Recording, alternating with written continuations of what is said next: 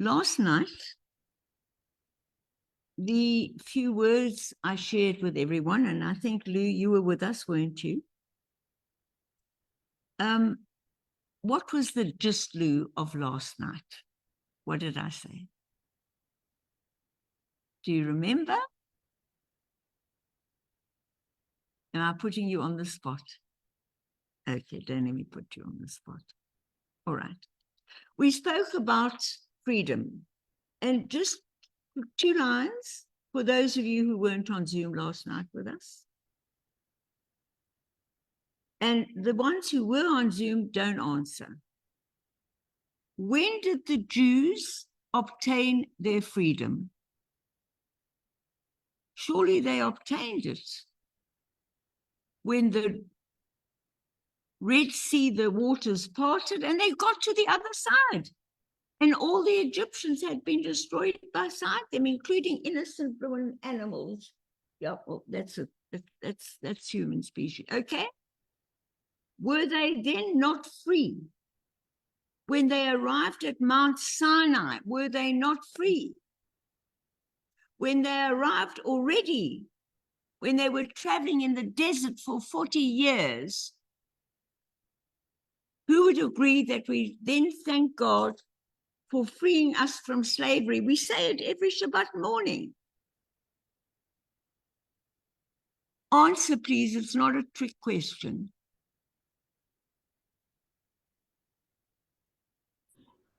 Yeah, we were free. Thank you. Thank God someone had the courage to answer, Michael. It says in our book, we thank God every day. How great you are. Mecha mocha, we thank you for our freedom. But a great rabbi, the Ramban, not the Rambam, another great rabbi, in Talmudic era said, you're wrong, you weren't free.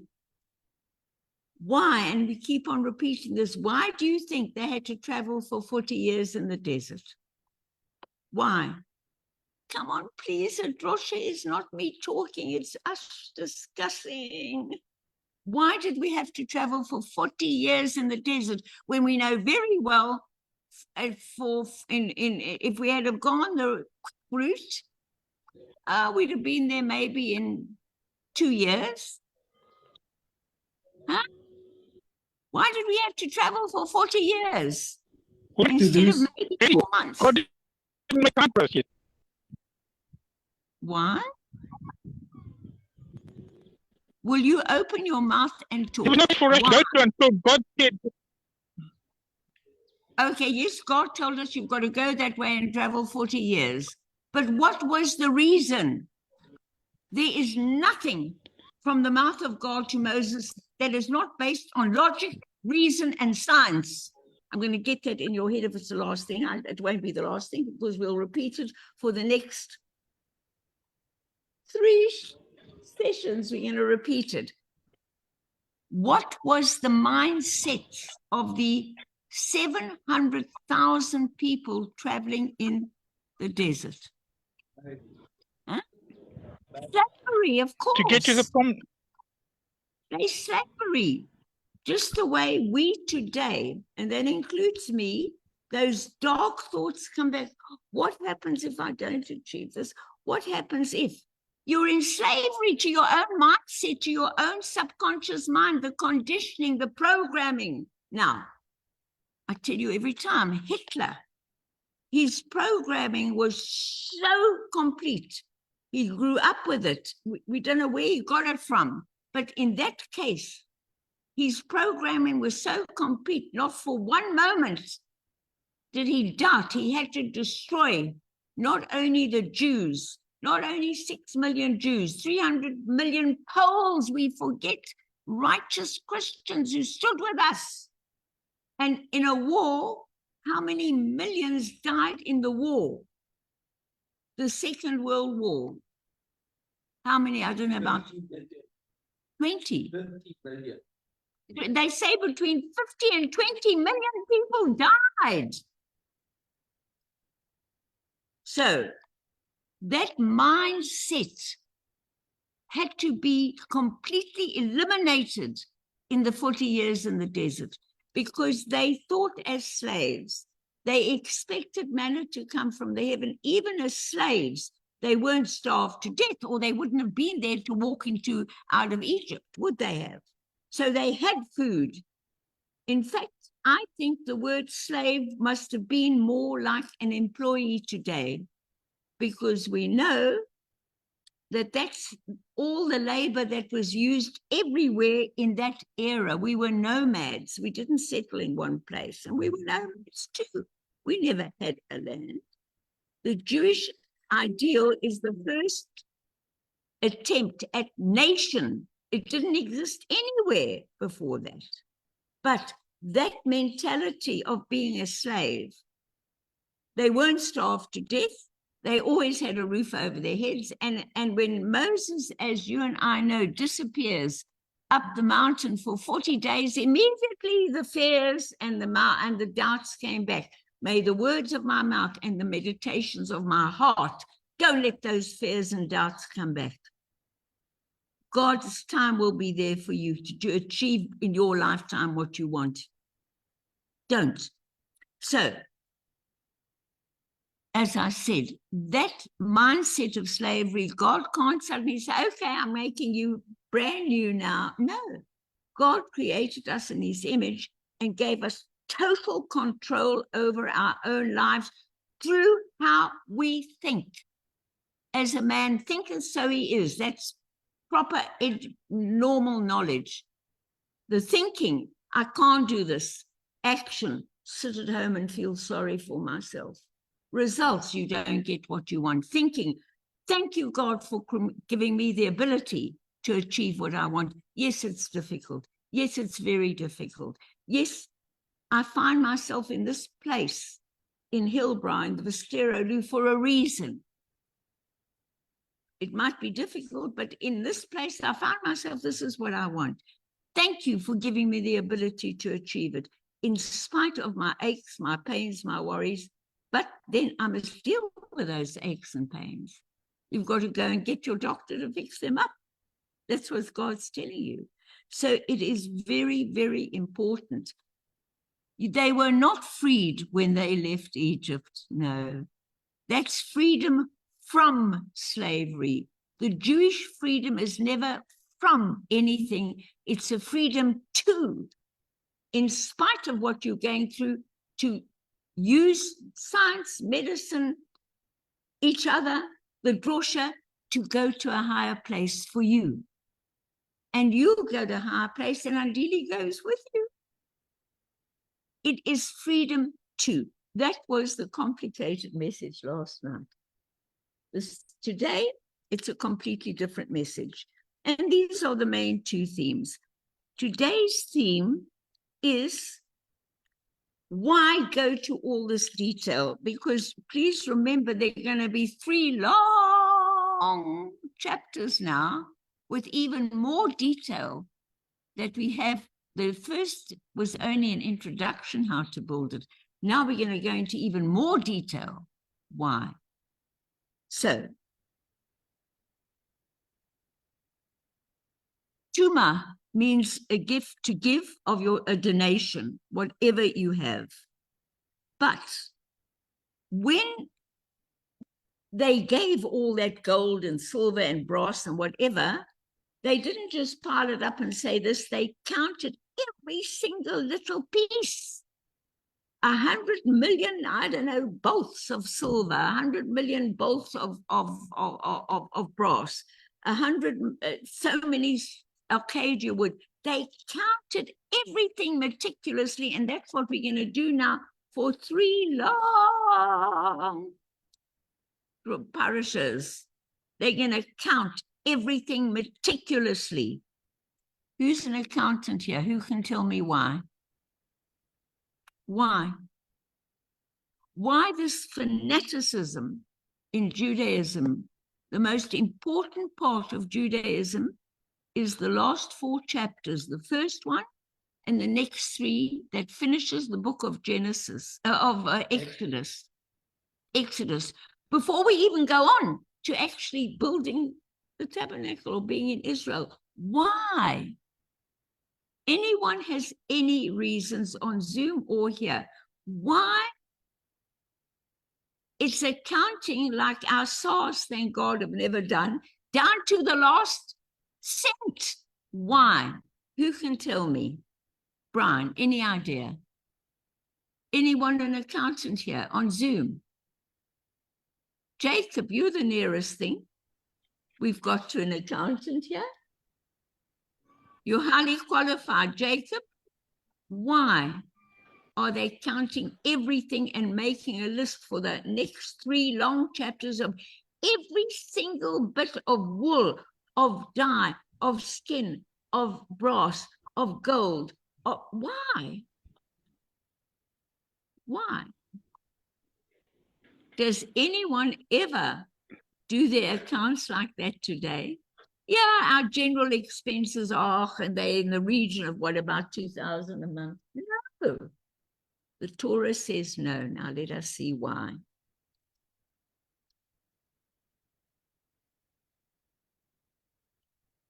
And I'm now inspired by the late Rabbi Jonathan Sacks.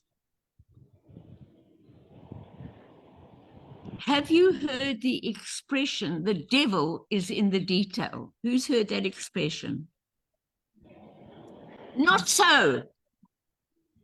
God is in the detail. It is the exact opposite of what your mind has been told.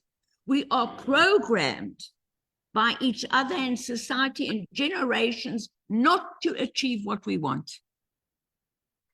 Whether it is building a tabernacle, whether it is building the synagogue, which is a tabernacle in the desert, or whether it is building human relationships with each other, with our children, with our animals, with our creatures, with Andili, with Adrian, building relationship with everyone you meet at Vistera. And I believe there are many people who live there who pay and are not Jewish. It is building your relationship. It is the detail that counts. Look at another human being. Don't just say, oh, listen to what you said. Really listen to what they say. See the pain beneath what they're saying. And try and understand why they are, as we all are. We've got our own Mishigasses, not only Jennifer, me, all of us. Let's try and understand. Let's be kind.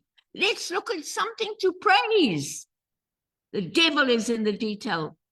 Oh, that's for the past era. We now are in the Messianic age. We've had this discussion, so Michael.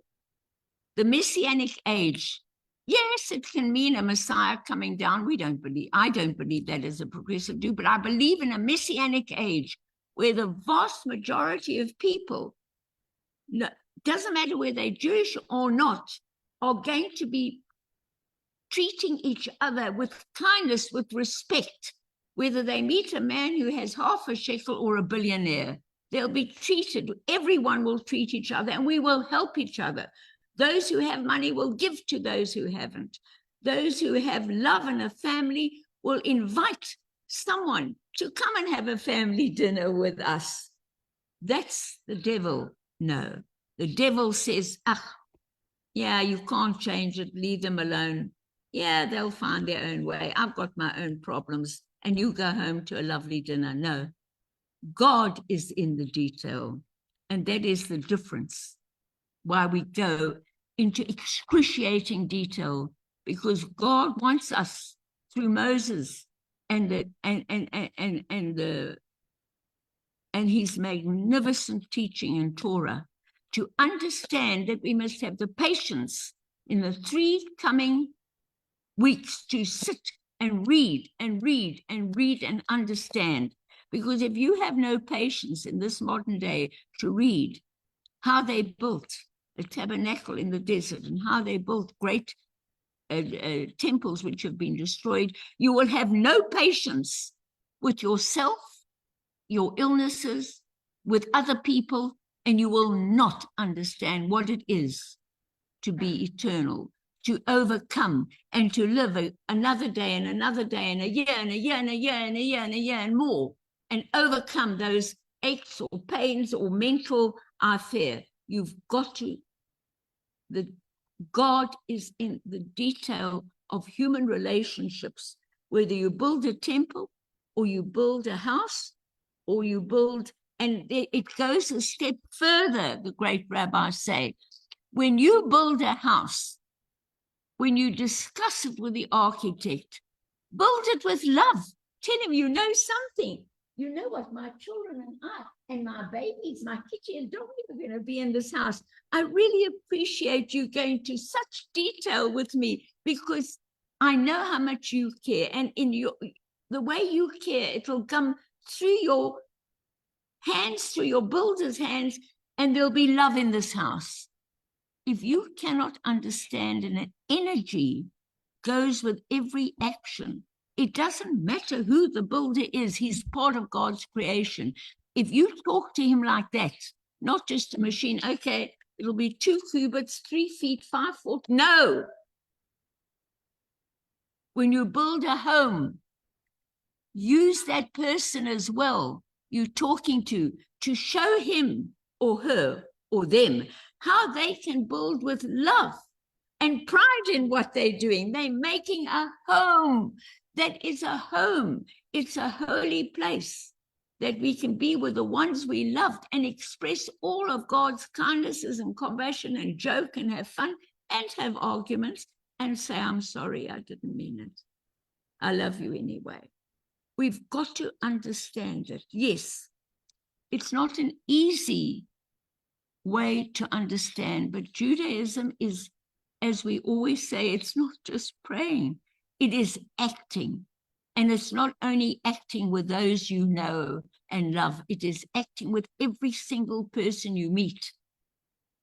When you're building a home, when you're building a relationship, when you're building for the future, you overlook things like religion and color and physical deformity. You see God's image in that human being. And they're going to, you must imagine all the people you meet. You don't worry how they're going to practice or what religion, but they're going to go over and spread that seed of love you gave them with others. And it'll go on and on and on until we do have a messianic age. Perhaps in a few hundred years, we don't know, where the vast majority of people, they won't talk about which religion they are or what color or any nonsense or deformities. They'll just act with faith and see you as they. As we look into your eyes, I see myself. The famous Ubuntu that we inherited, God's creed. And as you know, our whole constitution is based, as you know, on the 5 books of Moses. So I don't want to say much more, except just a few words here. So no matter what you are building, be it a building, a home, a church, a synagogue, offices, very important when you're building your offices. You know, I think that's why everyone wants to come and see my building, work with me. They go mad. They fall in love with the building as they go past. No, it's driving me nuts. I'm scared of all these people. But when we built, with God's help, gave me that inspiration, River Foreman Parktown, which has no tenants at the moment. We won't go there. People who drove past in the bus, not brilliant architects, ordinary people who drove past in the bus, rang me up, said, you know, Reva, we found your number because we want to tell you, we don't know why, but when we go past that building, it only had the arches of the windows. It wasn't even built yet. We have a feeling of love because the builders were the most beautiful people. I flew, the person who built that building, I flew with me to the Benetton headquarters. And he was a really lovely, lovely man. I think he was a Catholic. And he also was a very religious person, and he loved people. So somehow that energy gets translated. And so were the great words of the great Rabbi Jonathan Sacks of blessed memory. All you have to do to be built, whether it is human relations, very important, or a building, is build it with truthfulness, transparency, sincerity. Don't look to cut corners and save a buck here and there. You'll have more wealth than you've ever dreamed of. And may I add, build it with diplomacy, build your human relationships with, that's what we were talking about, diplomacy, with a diplomacy of gentleness, of understanding the other person's nonsense. Huh? We've got enough nonsenses here, not to mention mine. And if you do that, not only will your project succeed, but you, as God's project, are succeeding every Shabbat you hear.